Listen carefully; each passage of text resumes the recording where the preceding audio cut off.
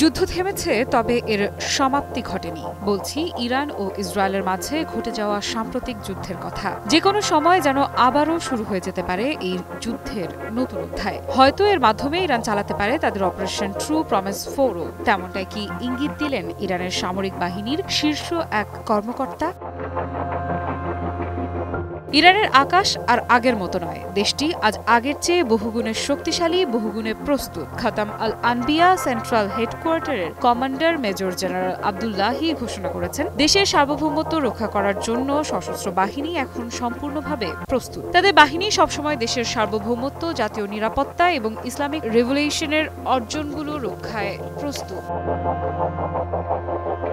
সাম্প্রতিক সময়ে ইরানের সামরিক সক্ষমতা আরও বেড়েছে। নতুন প্রযুক্তি ও উন্নত মানের আকাশ প্রতিরক্ষা ব্যবস্থা যুক্ত হয়েছে প্রতিরক্ষা খাতে। সেই সাথে এও শোনা যাচ্ছে ইরানের হাতে চলে এসেছে আরও শক্তিশালী ক্ষেপণাস্ত্র, যা নিঃসন্দেহে দেশটির যুদ্ধ প্রস্তুতির ইঙ্গিত বহন করে। মেজর জেনারেল আবদুল্লাহির ভাষায়, আমরা এখন আরও শক্তিশালী। শত্রু চেষ্টা করছে মনস্তাত্ত্বিক চাপ ও তাদের গণমাধ্যমগুলোর অপপ্রচারের মাধ্যমে আমাদের মনোবল ভাঙতে। কিন্তু বাস্তবতা একটাই, ইরানের সেনারা ঐক্যবদ্ধ, দৃঢ় এবং যে কোনো হুমকির মুখোমুখি দাঁড়াতে প্রস্তুত।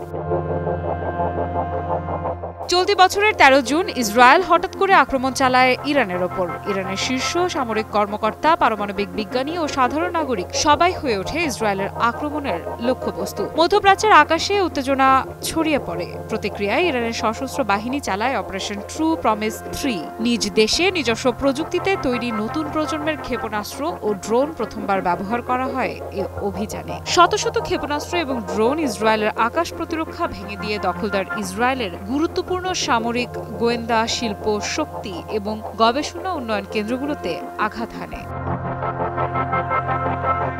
সব মশার বিরুদ্ধে সুরক্ষা দিতে এলো বসুন্ধরা এক্সট্রিম অ্যারোসল। মশার বিরুদ্ধে এক্সট্রিম সুরক্ষা। 24 জুন ইসরায়েল আগ্রাসন বন্ধ ঘোষণা করে। যদিও এই ঘোষণা আসে যুক্তরাষ্ট্রের প্রেসিডেন্ট ডোনাল্ড ট্রাম্পের পক্ষ থেকে। মেজর জেনারেল আবদুল্লাহি বলেন, সাম্প্রতিক যুদ্ধের অভিজ্ঞতা ইরানের সক্ষমতাকে আরও শক্তিশালী করেছে। দেশটির বাহিনী এখন নতুন প্রযুক্তি, উন্নত কৌশল এবং উচ্চ মানের প্রশিক্ষণ দিয়ে সজ্জিত। শত্রু যে কোনো ধরনের হুমকি আনলেও ইরানের সশস্ত্র বাহিনী দেশ ও ইসলামিক রেভলিউশনের অর্জন রক্ষায় সবসময় প্রস্তুত। ঐক্য, দৃঢ়তা এবং আত্মত্যাগ, এই তিনটি মন্ত্র আজও দেশের প্রতিরক্ষা নিশ্চিত করেছে। পারস্য উপসাগরীয় এই দেশ আজ বিশ্বকে জানাচ্ছে, প্রতিটি আক্রমণের প্রতিক্রিয়ায় তারা আরও শক্তিশালী হবে। আকাশে, স্থলে বা সমুদ্রে সব স্তরে দেশকে রক্ষা করতে প্রস্তুতি আগের চেয়েও দ্বিগুণ তাদের। সাধারণ মানুষ থেকে শুরু করে সেনা প্রতিটি ইরানি শত্রুর আক্রমণ মোকাবেলায় প্রস্তুত। আফরিদা ইফরা, নিউজ 24।